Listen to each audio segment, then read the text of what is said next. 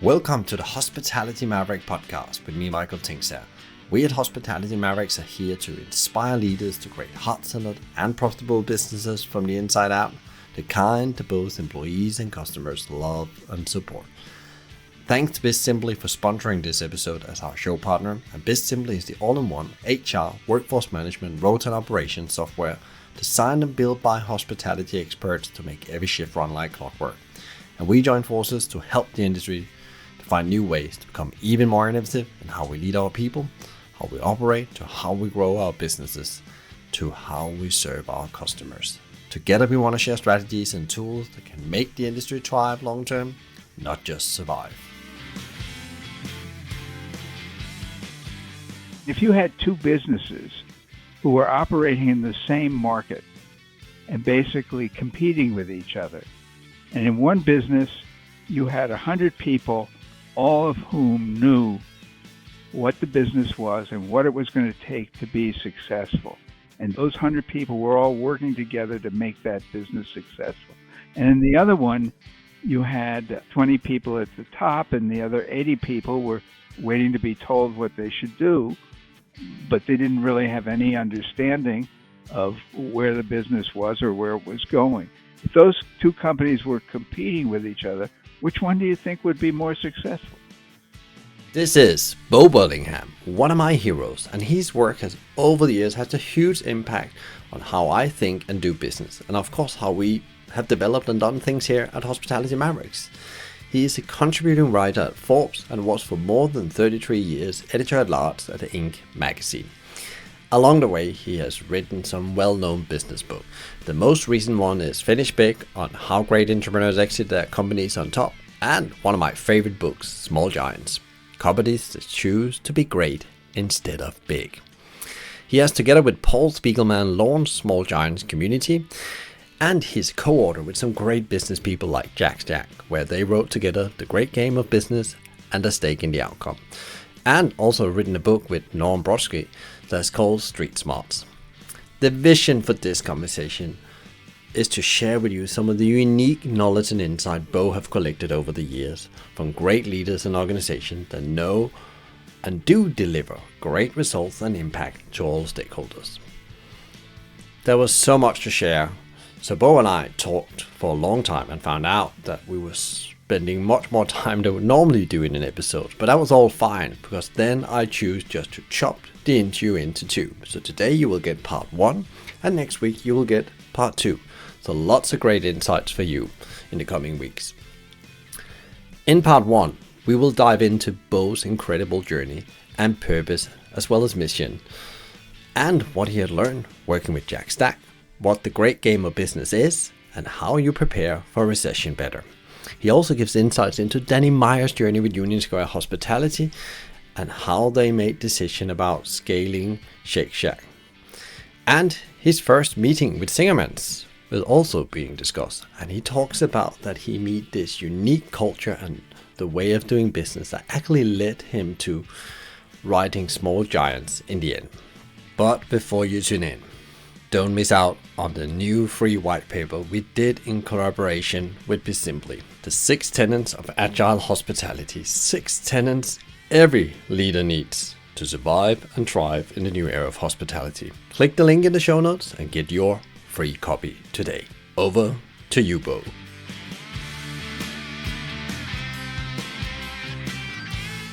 When I started many years ago to study today's guest, which I feel very grateful wants to come here on the show, I can tell you we are talking about a real maverick, somebody that has actually, like me probably and the other people here in Hospitality Mavericks, is quite obsessive and maybe also on a quest to understand and sharing what great leaders and organizations know and do to deliver, better business results, but also impacts to all stakeholders.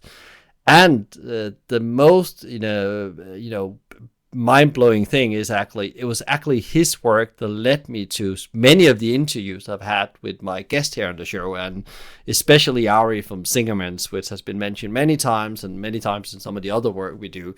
So it's a great honor to have you here on the show today, Bo. A huge Maverick welcome. Well, the honor is all mine, Michael. And for people out there that hasn't been so lucky yet to trip over or finding your work, Small Giants, The Great Game of Business, Finish Big, and many, many others, could you tell a bit about, who you are, your background, and the work you've been involved in over the years? I sort of got into writing about business. In fact, I when I was young, uh, I thought business was bad, frankly, and was responsible for a lot of the problems that we had in the world.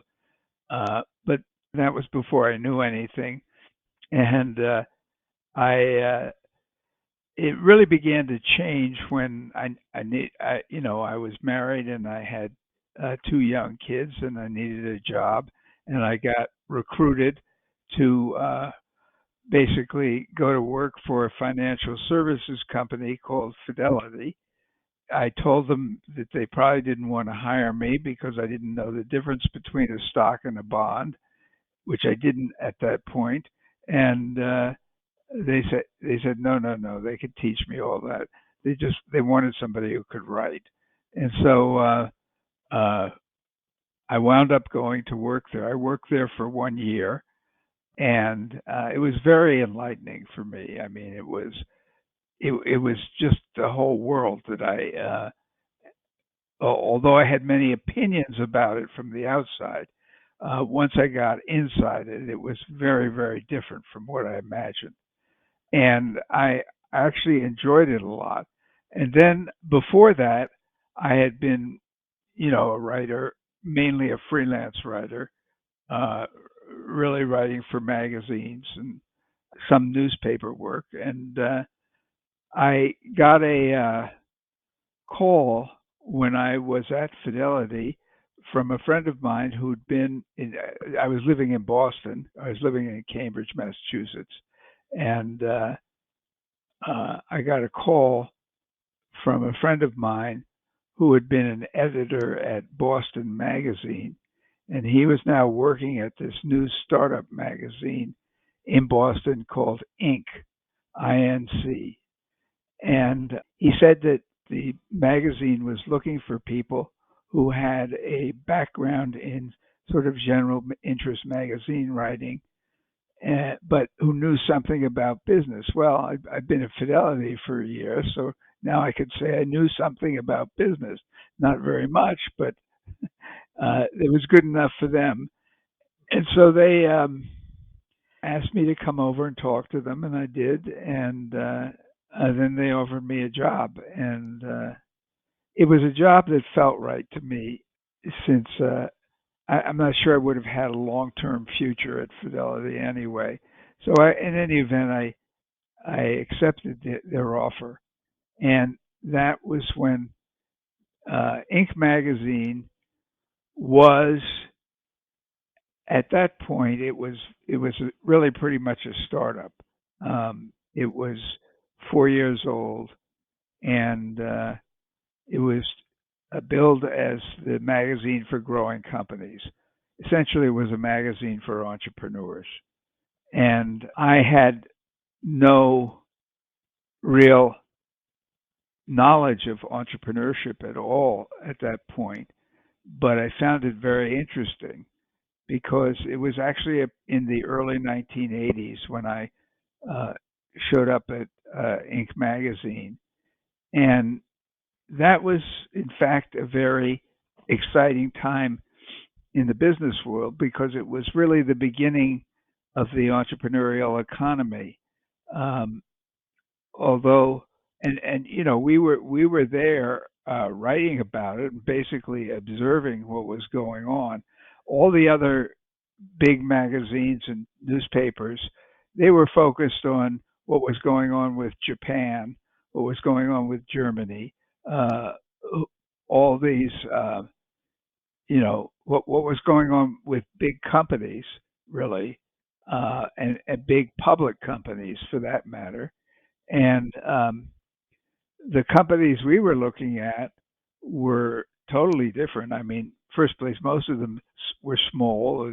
They at least had started out small, Um, some of them had grown and gotten to a point where they were already having a fairly big impact in the world, and this was all just it was happening around us. I mean, we got started in 1979, and the first issue of Inc. magazine had an article about a company in California that was named after a fruit, and it was, of course, Apple, um, and which was a very a small business then. Um, we put together a list of one of the things that actually this started before I got there.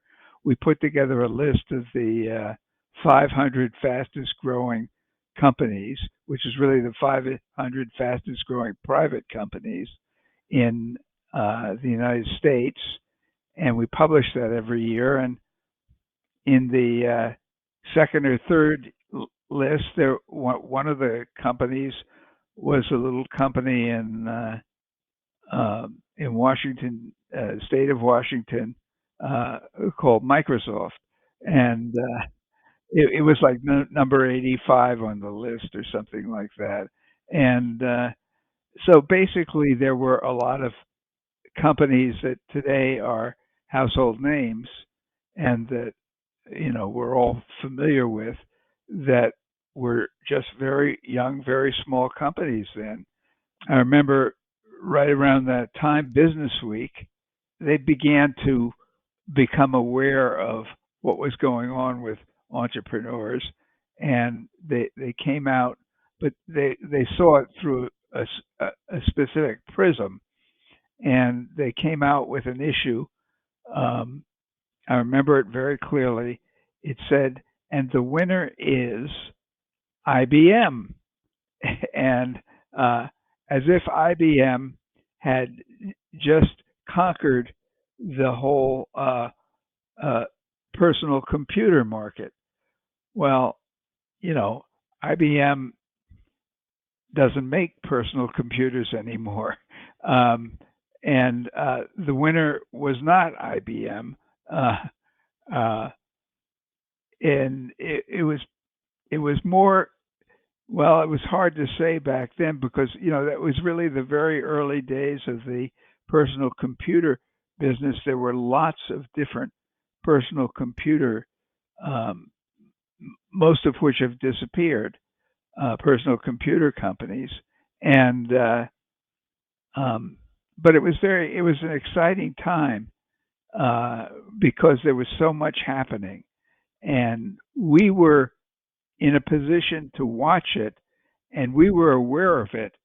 But most of our competitors, which were the big business magazines and newspapers, they didn't seem to be aware of what was going on. But we looked at it and said, this is the future. These companies, while you're looking at Japan and you're looking at Germany and our competition there, the real future competition is going to come from these guys, these small companies. So I was there, and it was a very exciting time, actually, to be at the magazine. And I was there. Really, I was the executive editor. They had hired me as a senior editor, but then after about, I don't know, 6 or 7 months, they had a reorganization of the staff, and they asked me to become the executive editor. And I said, well, I don't know what an executive editor is, but if you can show me, I'm happy to do it. So it was a very interesting time. And one of the things that happened was that I began to see companies that were doing things that were very different from what other businesses were doing. And one of them was this company in a little company in Springfield, Missouri, which was actually had this idea that they were going to teach everybody in the business how the business worked, how to make money. They called it the great game of business. And basically, they went to everybody and basically said, forget what you've heard about business. You don't need an MBA to understand it. What you need to understand is that business is essentially a game, and that it's like any game. In order to play that game and to care about it, or to get involved in it, there are three conditions that have to exist. Number one, you have to know what the rules are. Um, and number two, you have to get enough information that you can follow the action and keep score. You got to be able to know what's going on. Um, and number three, you've got to care about whether or not you win or lose. You need to have a stake in the outcome. Um, and uh, Michael, you can probably, when I was writing about them and writing about this concept of the great game of business, I always thought in terms of cricket, because I did not understand cricket at all. I still don't understand cricket. I don't know how it works or anything. And I thought, well, what would it take for me to understand cricket? I mean, you might have the same feeling about baseball or American football. So basically, I began to write about this company, and the visionary behind it was a young guy, younger than me, who had been the general manager of this company. The company had actually been a subsidiary of a giant company called International Harvester.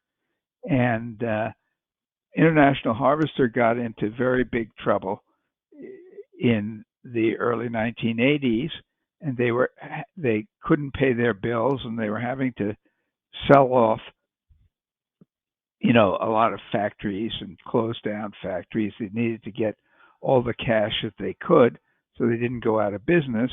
And one of the ways that they were getting the cash was to, sell factories. And one of the factories they were going to sell was this little factory in Springfield, Missouri.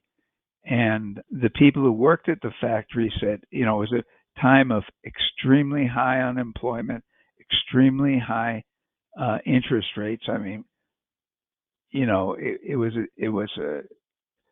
a time when the people who were working at the factory, looked at this and said, this is a terrible environment. If they close down this factory, what are we going to do? Um, and so they said, well, maybe we should buy the factory from them, and then we can run it.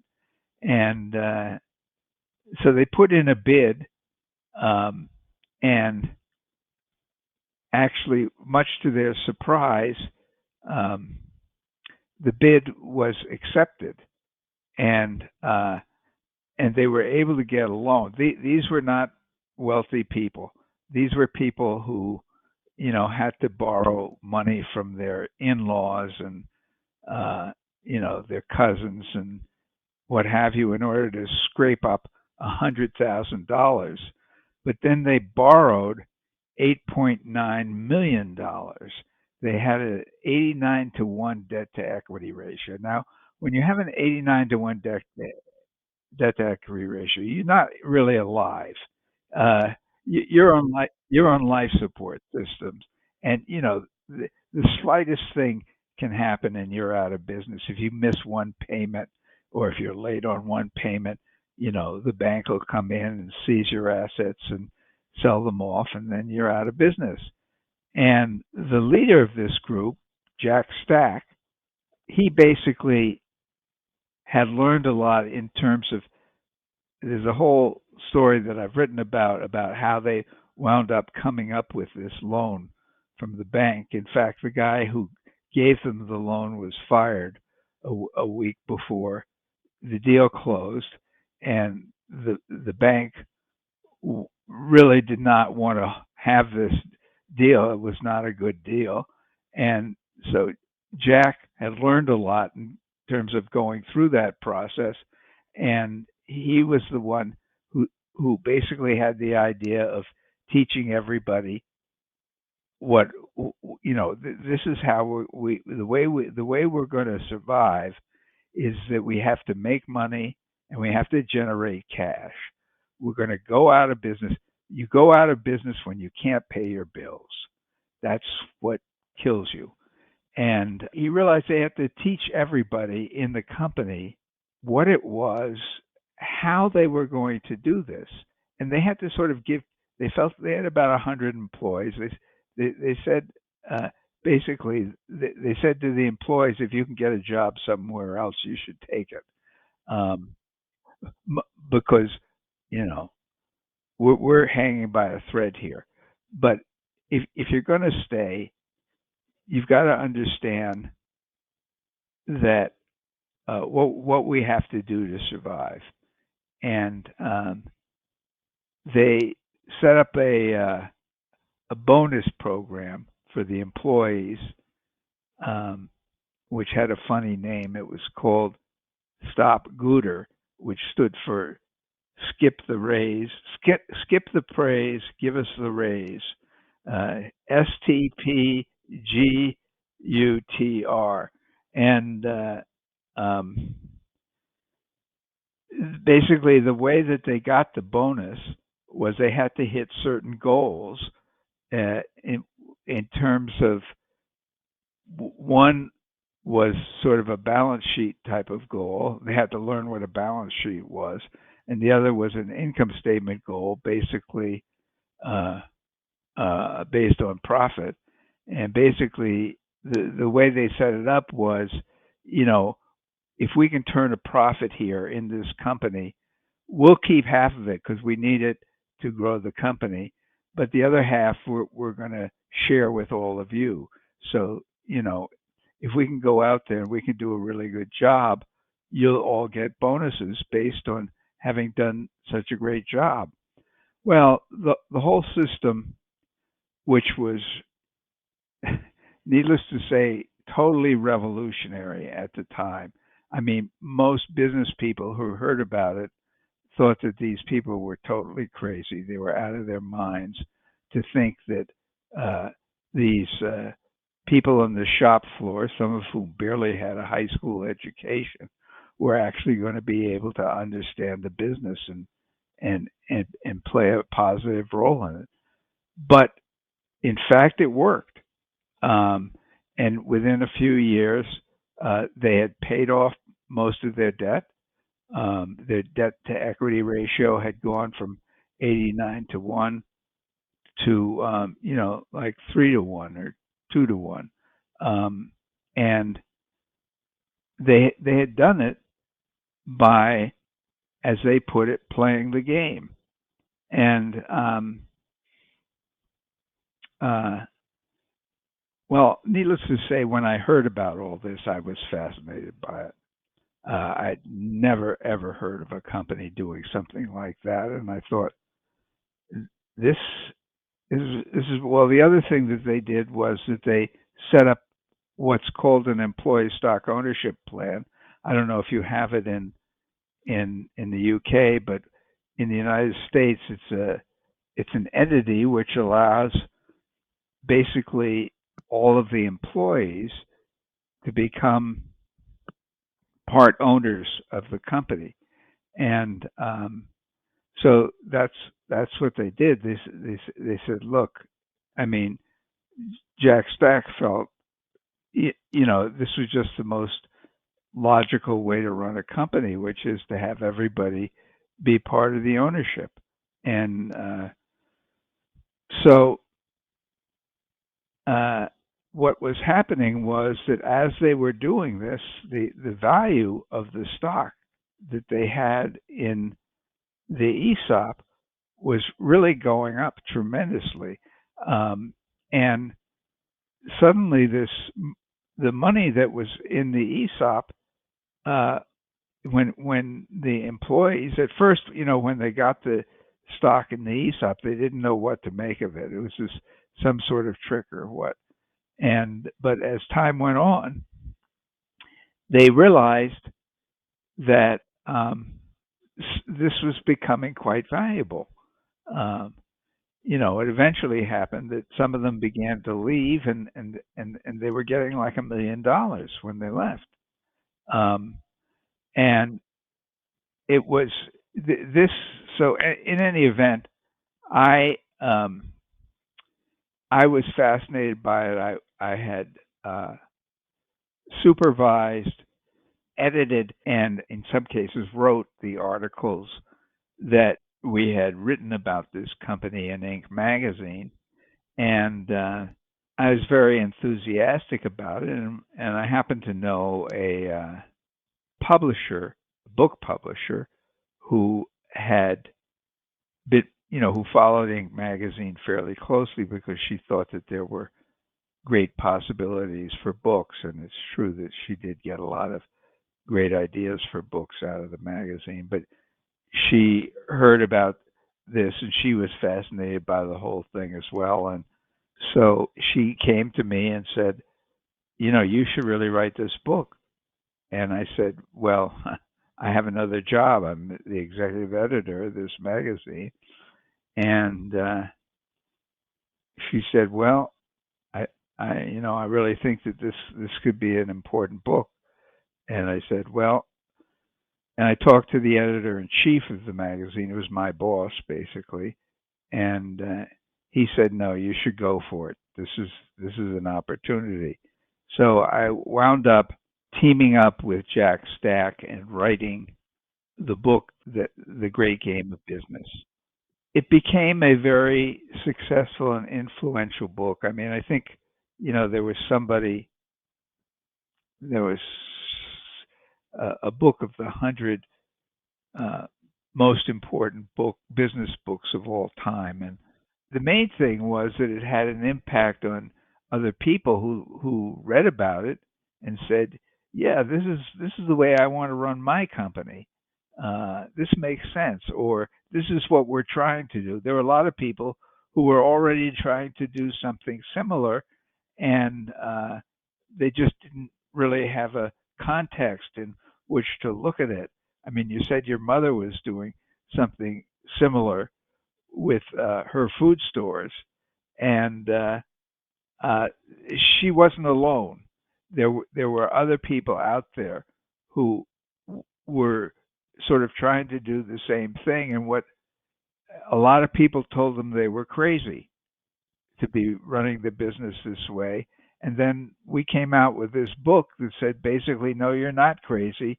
This is, in fact, the best way to run a business. And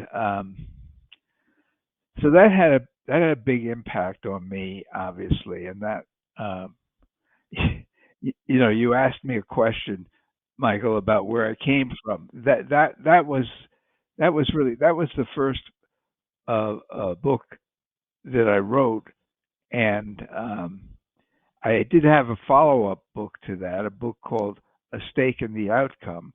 It was really about how you created a certain culture. It's really the story of SRC, and how you create a certain culture where the people who work in the company really have the mindset of owners. They feel it's their company and they own it. And they not only feel that way, they really are owners. And that's uh, that's really what Jack was striving for. You and I mentioned earlier that what he what he was what he really wanted to have was not a business of employees. He wanted a business of business people. He wanted the people he was working with to understand the business and to be able to he wanted to be able to talk to them about the business, about what was really going on in the business. If there was an issue, if one thing that he realized early on was that he kept running into recessions every 10 years or so, and he got to the point where he realized a recession, if you're prepared for it, a recession is not a bad thing, because in fact suddenly everything becomes cheap, and you can actually but you have to be prepared for it. And what does that mean? That means that you have a lot of cash. you're not loaded with debt, you're not in trouble, and you have cash, and you can use that cash to go out and do things, to buy companies.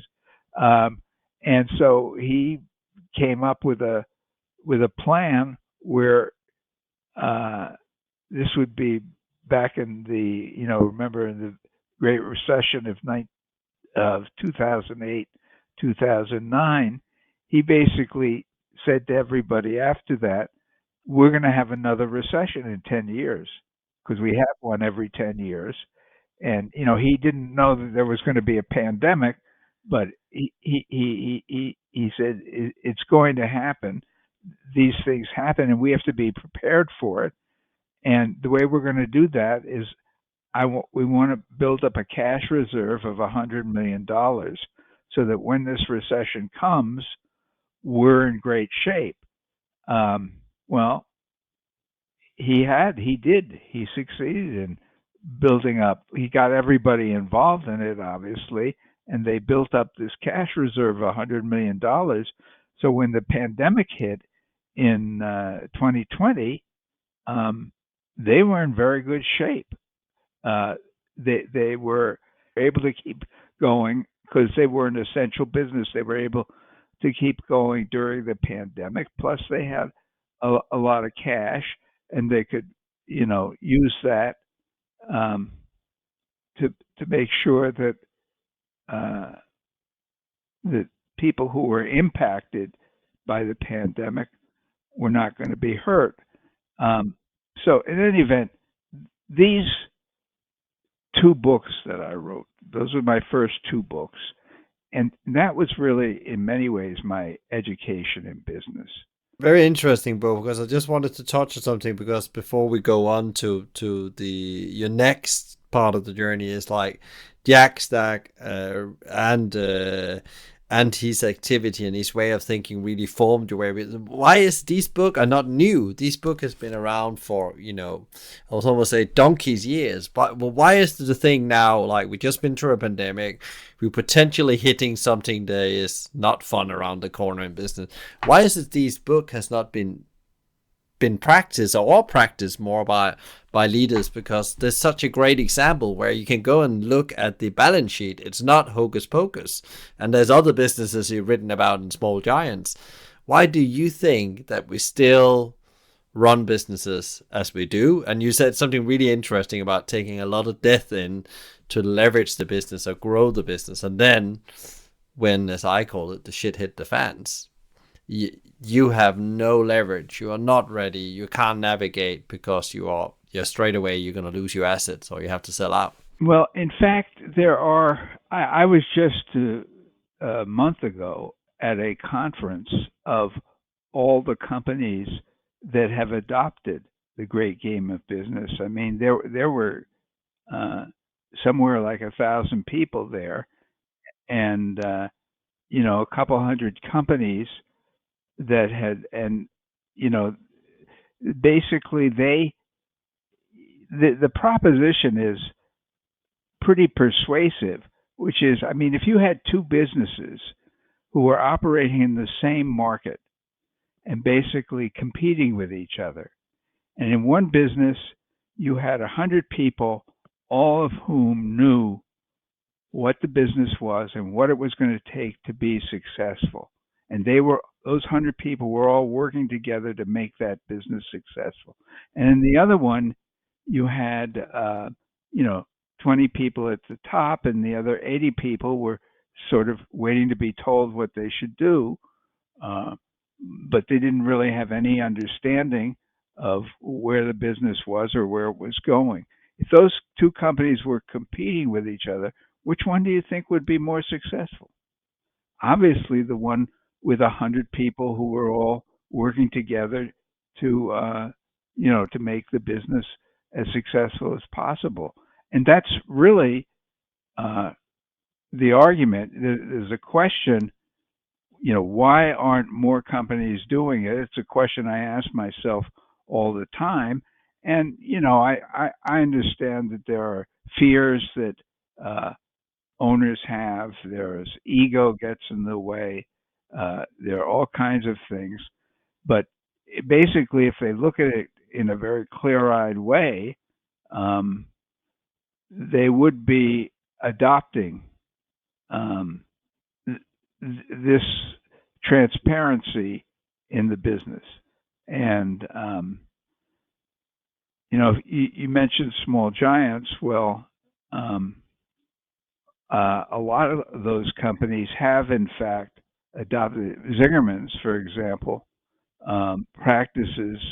Uh, well, the generic term for what SRC does with the Great Gate of Business is open book management, and basically Zingerman's adopted it and uh,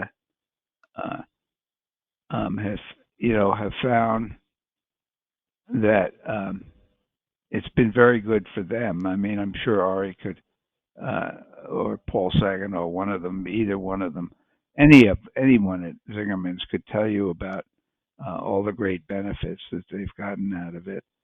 So, I mean, Danny Meyer's got a Danny Meyer's as one of the companies that's in Small Giants. It's a company called Union Square Hospitality Group, and it's an extraordinary company. It's in its own right. I mean, I don't know, Michael. Have you interviewed Danny Meyer for your show yet? No, well, we haven't yet, but we had been in conversation with his office because it's really interesting, the whole what I think is interesting with Union Square Hospitality and Danny Meyer, and I think lots of the audience are thinking, how do they deal with growth and staying, still small in the way they do things? Because there's obvious there's something going on in that organization with Shake Shack and all the other units of business they have, and they can still create this kind of city, set the table culture. So yeah, so maybe you have an insight, because I know in your book you not just talked with Danny Meyer once when you wrote Small Giants, you went back and revisited him, and I think there's some really interesting thing about the thoughts of growth, because these companies grow, but they just grow in a different way than the hockey stick grows. Yeah, Danny, he did start.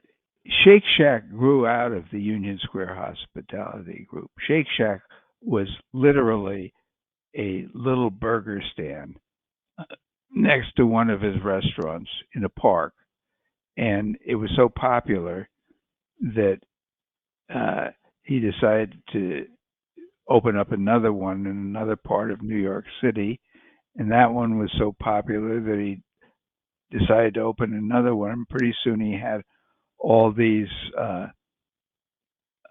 Shake Shacks, but they were growing, uh, and the number was expanding. They were expanding outside of New York, and he realized that he wanted to separate him from Union Square Hospitality Group, because he wanted Union Square Hospitality Group to be a small giant, and uh, Shake Shack was growing much too fast. Uh, that it didn't make sense. If they had to be a separate entity, and so he spun it off, and it's a public company now, and it's a very different business. I mean, he made a lot of money on it, but it, it's I wouldn't necessarily call it a small giant. I don't know. I don't know what's going on inside Shake Shack that I didn't. I mean, that all that happened after I wrote Small Giants, um, and um, you know, one of the things that Danny said to me was that one of the reasons that he spun off um, Shake Shack as a separate business was because he wanted to preserve uh, the small giant type culture of Union Square Hospitality Group, which he had written about in, as you referenced, his book. It's an excellent book. I would highly recommend it, called Setting the Table by Danny Meyer. And he describes his whole approach to business and the way but, you know, with any of these things, it's one thing to talk about them; it's another thing to actually do them. And um, he's had to he's run into obstacles at Union Square Hospitality Group that he's had to figure out what the problem was and then uh, do something to keep going from there. But no, one thing I will say about Danny, I mean, I asked him, was he never got interested in open book management or the great game of business, and he just said he didn't think it was appropriate for them, which that's fine. I mean, this is not a religion. Uh, uh, if he felt that it was not going to work in his business, that's his prerogative. He's still got a great company that I admire greatly. It's not a great game of business company. So actually, the way that I got to Small Giants was I was still working for Inc. magazine. I was writing articles for Inc. magazine, and one of the articles I'd heard about this company in Ann Arbor that was doing interesting Ann Arbor, Michigan, that was doing interesting things and called Zingerman's, and I decided that I should go and write an article about them to see what they were doing. And when I went, I was blown away by what I found. That I think the thing that really stuck out at me was the quality of the people who were there. That this company had been able to attract people who'd had other jobs and other careers, uh, and that were far more lucrative in many cases. They were making a lot more money than they could possibly earn at Zingerman's, and yet something had attracted them to Zingerman's. And the question I had, and the sort of the uh, theme of the article that I wrote was really, what was it that had attracted all these people? If you had people who had been partners in big accounting firms, who took, people who had built their own businesses and sold their businesses in order to come to Ann Arbor and make gelato and cheese. If you had people who were making a lot of money in accounting, and they, this one person I have in mind who left that whole career, and she came to Zingerman's to run the bakehouse. She was making bread and pastries, and this is a big change. There were people who had successful technology companies who had sold their companies in order to come to Zingerman's and you know run a delicatessen. And so I wrote about that. I was fascinated by what they had done, and I wrote an article about it. It was called "The Coolest Small Company in America," and it was it was the story of how Zingerman's, which is started off as simply a delicatessen in Ann Arbor, had evolved into a community of businesses, all of which were food related, all of which were in the Ann Arbor area. Uh, Many of them led or staffed by people who had really started at at the deli or at other businesses, And how had this happened, and why had they been able to attract all these really stellar people to come to Ann Arbor to do it? And it was a very fun story to do, and I got to spend time in Ann Arbor and eat Zingerman's food, which wasn't a hardship. Uh, and uh, so the article came out, and it got a big response. I think there were a lot of people who were sort of inspired to read about Zingerman's, and one of the people who read it was a publisher in New York, and he contacted me, and he said, he thought there might be a book in this article, and I thought I didn't understand at first. I said, I thought, well, I could see that there might be a book for Ari and Paul, the founders, Ari Weinzweig and Paul Saginaw. There might be, but I couldn't see how there was a book for me.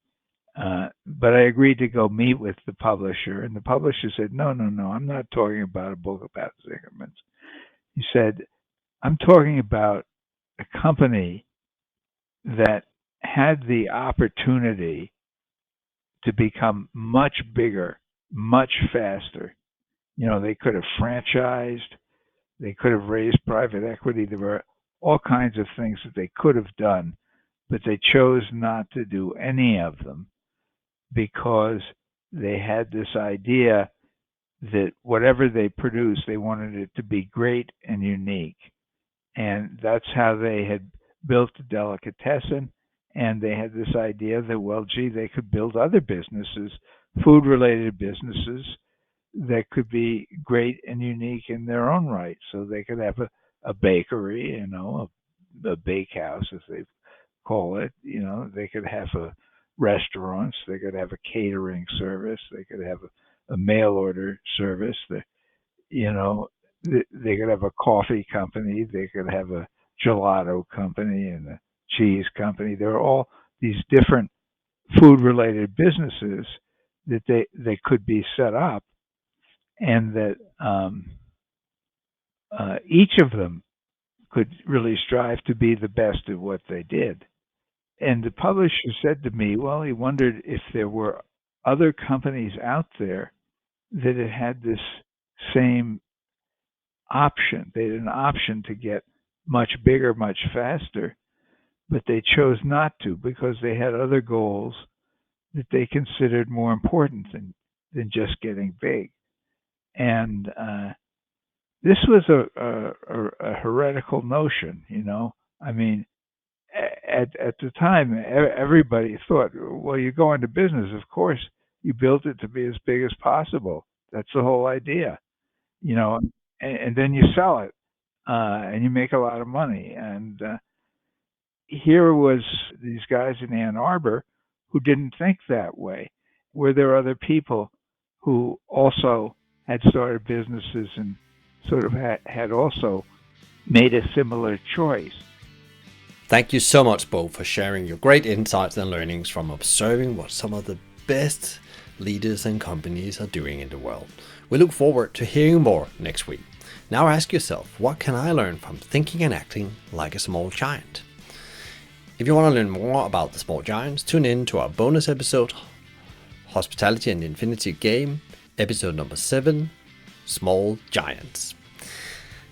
A big thank you to BizSimply for supporting us, bringing great insights, strategies and tools to help leaders become better every day. Check them out at bizsimply.com or via their social at BizSimply or BizSimplyHQ, and you can also email them directly at podcast@bizsimply.com. A huge thank you to Fina Charlton, the show producer and editor from the Podcast Collective. I really appreciate that you're listening in, so if you enjoyed today's conversation, please share, rate, review, or subscribe to one of our channels, which all can be done via the website, hospitalitymavericks.com. If you have any ideas or feedback for the show or other thoughts, reach out to me via LinkedIn or via my email, michael@hospitalitymavericks.com. Find out more about us and subscribe to the weekly newsletter Maverick Talk via hospitalitymavericks.com. And now, remember to get your free version of the new white paper, The 6 Tenets of Agile Hospitality. 6 tenets every leader needs to survive and thrive in a new era of hospitality. Click the link in the show notes. I'm Michael Tingsa, and you've been listening to the Hospitality Maverick podcast show. Be Maverick!